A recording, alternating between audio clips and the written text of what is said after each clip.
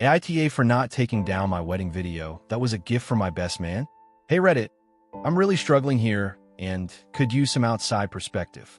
My family's blowing up my phone and I'm starting to wonder if I'm in the wrong. This is going to be long because there's a lot to unpack, so bear with me. I'm kind of pissed and hurt, so I might ramble a bit, but I'll try to keep it clear. For context, I'm a 28-year-old guy, got married a few weeks ago to my amazing wife, 27F, and it was supposed to be the best day of my life. But like always, my family, mostly my parents and my older sister, 34F, made it about them.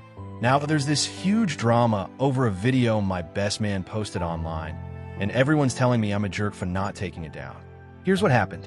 I guess I should start with some backstory, so you get why this is such a big deal. I'm the youngest of 2 kids, and my sister, let's call her Emma, is 6 years older than me. Growing up, Emma was always the center of everything. She's super emotional, has these big meltdowns, and my parents would drop everything to deal with her. I'm not saying she doesn't have real struggles. She's always been high-strung, and my mom calls her sensitive, but it felt like her feelings were always more important than mine. If Emma was having a bad day, the whole house had to focus on making her feel better.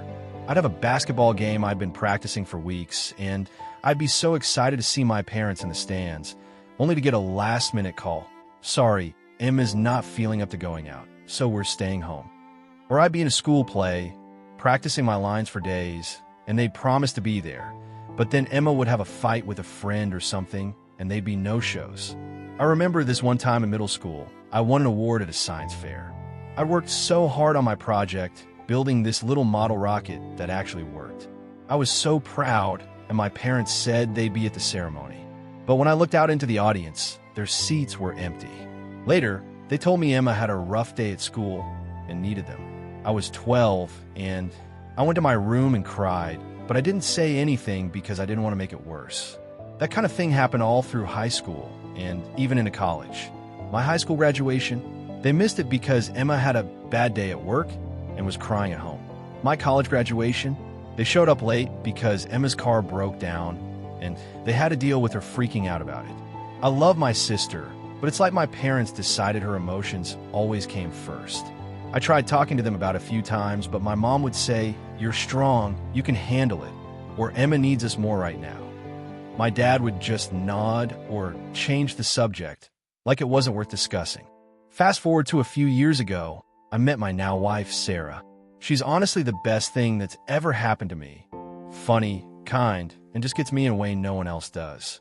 We met at a trivia night through mutual friends, and we clicked instantly. She's the kind of person who makes everyone feel included, and she's been my rock through all this family nonsense. When we got engaged last year, I was over the moon. Planning the wedding was stressful but fun. We picked this beautiful outdoor venue by a lake, spent hours tasting cakes and picking out flowers, and I was so excited to have this moment that was just for us. But deep down, I was terrified my family would ruin it. I told Sarah early on about how my parents always prioritize Emma, and I was worried she'd pull something that would mess up our day. Sarah was super understanding and suggested we talk to my parents up front to set expectations.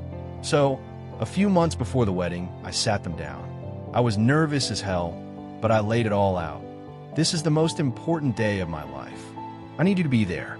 I'm worried Emma's going to have a meltdown, and you'll bail on me like you always do. I even brought up specific examples like my graduation and the science fair, so they'd know how serious I was.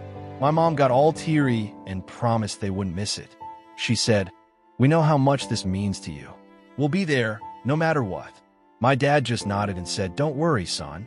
I felt a little better, but there was this nagging feeling in my gut that it wasn't going to be that simple. I tried to shake it off, focusing on the wedding plans and how happy Sarah made me, but it was always there in the back of my mind. The wedding was set for a Saturday in early June. Everything was perfect. The weather was sunny but not too hot. The decorations looked amazing, and Sarah looked like an absolute angel walking down the aisle. My best man, Jake, has been my best friend since college. He's a total jokester, always pulling pranks, but in a good-hearted way, and he was there for me through every step of the planning. He knew all about my family drama because I'd vented to him plenty of times over beers or late-night gaming sessions. He'd always listen and crack some joke to make me laugh, but he also got how much it hurt. On the morning of the wedding, I'm getting ready, feeling nervous but excited when I get a voicemail from my mom. I didn't listen to it right away because I was in the middle of tying my tie and joking with Jake about how I was probably going to trip down the aisle. But when I finally played it, my stomach dropped. It was my mom, her voice all soft and apologetic. "Honey, I'm so sorry. We can't make it today. Emma's dog is really sick, and she's just beside herself. We need to stay with her. We'll make it up to you, I promise." That was it. No congratulations. No, we love you. Just an excuse about Emma's dog. Her dog. I stood there, staring at my phone, feeling like I'd been punched in the gut. All those years of them bailing on me came rushing back. The basketball games, the graduations, the science fair. And now my wedding? I played the voicemail for Jake, and he just shook his head and said, "Man, that's messed up." I didn't have time to process it because the ceremony was starting soon, and I didn't want to ruin the day for Sarah. So I pushed it down, put on a smile, and went through with the wedding. And honestly, the day was still amazing because of Sarah, our friends, and her family, who were all there cheering us on. We laughed, danced, and cut the cake under this beautiful string of fairy lights. But every time I looked at the empty seats where my parents were supposed to be, it hurt. I kept thinking they chose Emma's dog over my wedding. It wasn't just the dog. It was the same old pattern, and this was the final straw. Here's where things get messy. During the reception, Jake pulled Sarah aside and asked if he could do something special as a wedding gift. He didn't tell me because he wanted it to be a surprise. Sarah thought it was a great idea, so she gave him the go-ahead. Jake took my phone, where the voicemail from my mom was still saved, and put together this video. He's pretty good with tech stuff, so he edited it on his laptop right there at the reception. The video was a slideshow of still photos from the wedding. Me and Sarah at the altar, us cutting the cake, me dancing with Sarah's mom since my own mom wasn't there. All the moments where you'd expect to see the groom's parents in the pictures. Overlaid on the video was the audio of my mom's voicemail, clear as day, explaining how they couldn't come because of Emma's dog. Jake posted it to social media with a caption that said, "My best friend. He is an amazing person even if his parents never showed up for him." Yeah, the never was in all caps. I didn't know about any of this until we got back from our honeymoon. We went to a lakeside cabin for a week, totally off the grid. No cell service, no Wi-Fi, just me and Sarah enjoying being newlyweds. It was honestly the best week of my life.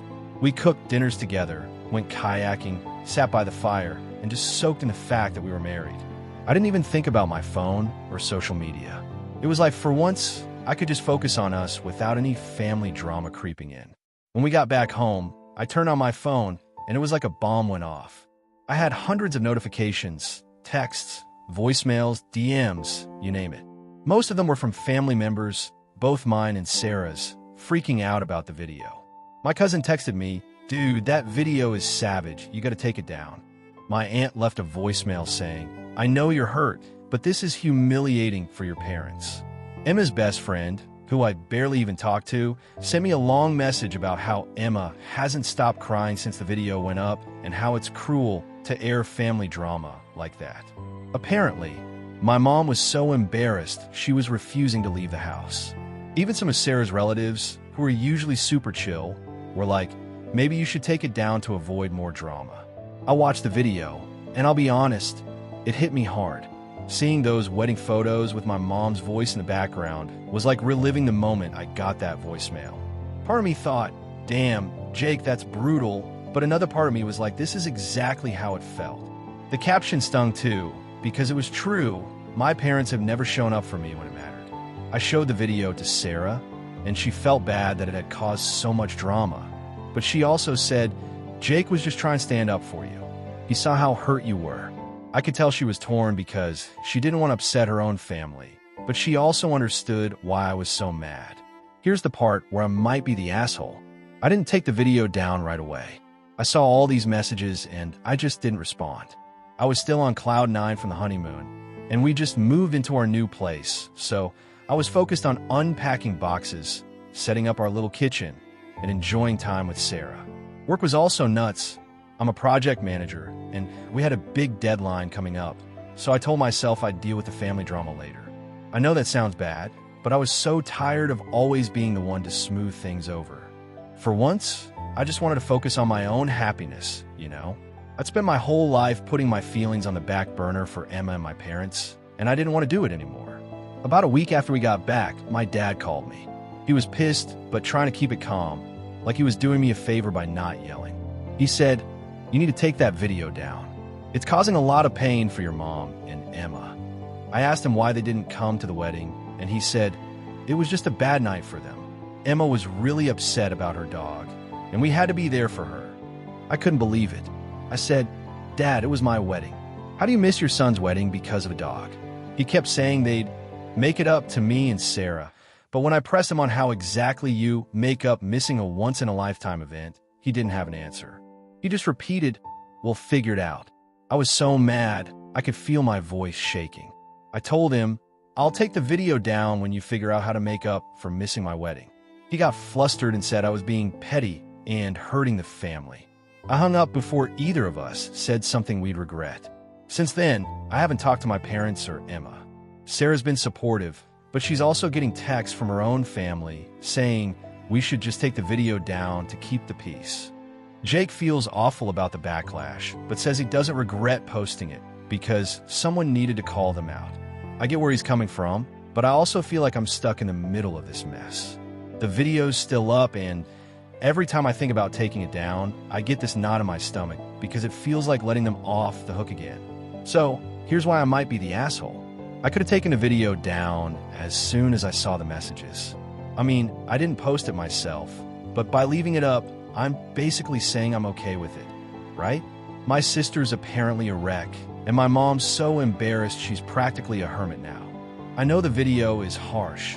Having my mom's voicemail out there for everyone to hear is pretty brutal, and the caption doesn't pull punches. I also didn't respond to my family right away, which probably made things worse. I could have called them back and tried to talk it out instead of letting it fester while I enjoyed my post-honeymoon glow. Maybe I'm being stubborn by keeping it up just to prove a point. But on the other hand, I'm so sick of this pattern.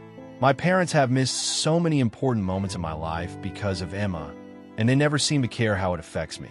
I warned them about this exact thing, and they still chose her dog over my wedding. The video isn't a lie. It's exactly what happened. And honestly, I don't want to take it down because it feels like the one time someone actually stood up for me. Jake wasn't trying to be cruel. He was trying to show the world how amazing my wedding was despite my parents bailing. But I can't shake the feeling that I'm taking it too far by letting it stay online and ignoring my family's pleas. So, Reddit, AITA, I'm torn. Part of me feels justified because my parents have been doing this my whole life, and I'm done letting it slide.